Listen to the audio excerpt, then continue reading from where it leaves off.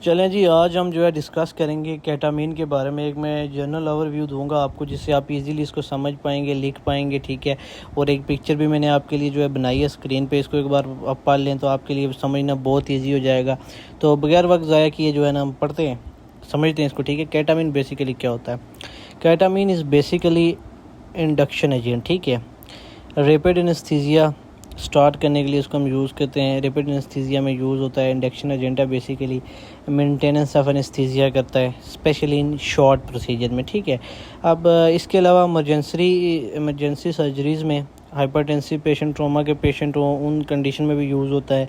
Pain management में भी use होता है। पोस्ट ऑपरेटिव पेन वगैरह में, बर्न या ड्रेसिंग के दौरान भी हम इसको यूज़ करते हैं। छोटे छोटे जो प्रोसीजर होते हैं, ठीक है। स्पेशल सिचुएशन जो है ना केटामीन की, जब इसको यूज़ करते हैं तो उसमें अस्थमेटिक पेशेंट होते हैं। ब्रोंकोडायलेटरी इफेक्ट के हवाले से अगर आप पढ़ें तो उस बेस पे हम इसको यूज़ करते हैं।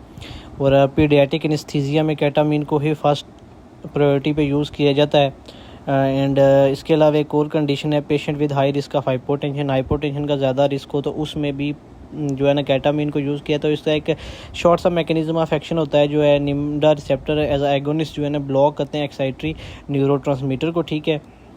और इसमें जो है ना डिसोसिएटिव एनेस्थीसिया है, पेशेंट अवेक होता है बट अनअवेयर होता है, और एनाल्जेसिया इफेक्ट जो है ना पेशेंट पे होता है, ठीक है। इसके अलावा इसकी कुछ मतलब डोज होते हैं जो आईवी रूट में हम इसको कहते हैं। डिफरेंट बुक्स में डिफरेंट डोज दी गई हैं।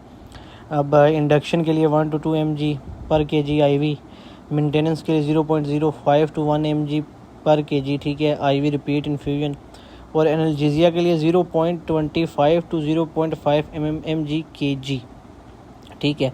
अब एक और छोटी सी चीज़ मैं बताऊंगा, इसके कुछ साइड इफ़ेक्ट्स हैं और उसकी मैनेजमेंट है। मोस्टली ये इस चीज़ के लिए है, प्रोसीजर के दौरान हम जब केटामीन यूज़ करते हैं तो उस कंडीशन में ये उसके कुछ साइड इफ़ेक्ट्स और उसकी मैनेजमेंट है, तो वो मैं आपसे डिस्कस कर लूँगा। इमरजेंसी हेलुसिनेशन एक इफ़ेक्ट होता है, मतलब जब ब्रेन पे इफ़ेक्ट करता है केटामीन तो रिसेप्टर पे, तो वहाँ पे एक ऐसा इफ़ेक्ट है कि इंसान बहुत सी कंडीशन में क्या बोल रहा होता है, बेहोशी की हालत में उसे कुछ समझ नहीं आ रहा होता, इसको कहते हैं जी हेलुसिनेशन, ठीक है। अब इसकी मैनेजमेंट है बेंजोडाइज़ेपिन, इसमें मेडाजोलम को हम यूज़ करते हैं, ठीक है। उसके अलावा दूसरी कंडीशन है जो साइड इफ़ेक्ट, उसमें एक्सेस ऑफ सलाइवेशन, तो इसके लिए जो मैनेजमेंट है हमारी, इसमें एंटीकोलिनर्जिक ग्लाइकोपाइलोरेट हम यूज़ करते हैं। उसके अलावा हाइपरटेंशन, टैचिकार्डिया जिसको हम बोलते हैं, वो एक कंडीशन आ जाती है, टैचिकार्डिया हाइपरटेंशन, ठीक है। इसमें हम वाइटल साइन को मॉनिटर करते हैं मैनेजमेंट में। अगर स्वेयर हो, short acting anti hypertensive drugs भी हम इसमें देते हैं, जैसे लिबिटालोल हम कहते हैं। उसके अलावा इसके साइड इफ़ेक्ट में नोज़िया वोमिटिंग आता है, तो उसके लिए हम ओंडास्टिरोन एक मेडिसिन होती है, ठीक है, एंटीमेटिक ड्रग्स में होती है, उसको हम देते हैं।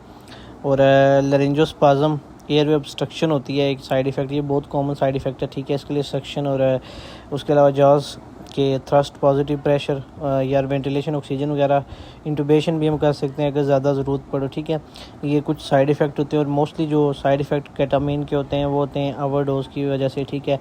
और इसका कोई स्पेसिफिक जो है एंटीडोट नहीं है, ठीक है, बट इसकी स्पोर्टिव केयर है। कोई स्पेसिफिक एंटीडोट नहीं है, लेकिन स्पोर्टिव केयर है केटामीन की।